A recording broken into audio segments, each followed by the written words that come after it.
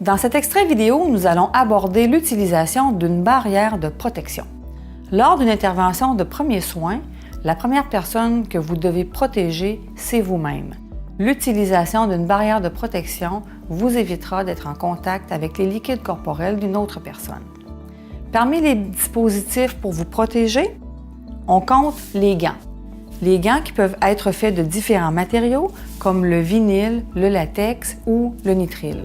Les gants de nitrile sont ceux qui sont le plus recommandés, les gants de latex moins à cause des situations d'allergie.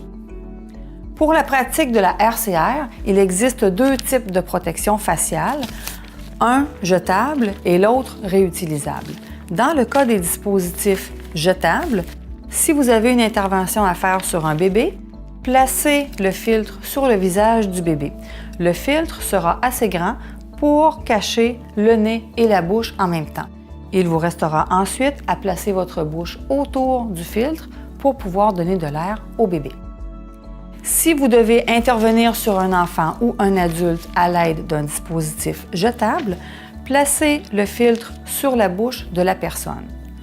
Basculez ensuite la tête vers l'arrière, pincez le nez, placez votre bouche autour du filtre et donnez de l'air à la personne.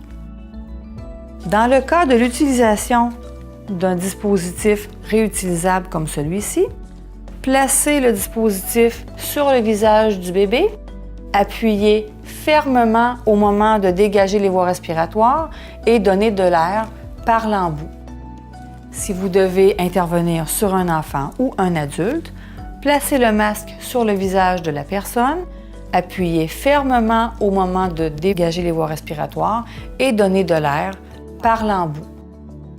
Une barrière de protection vous protège, mais protégera aussi la personne sur qui vous devez intervenir. Pensez-y.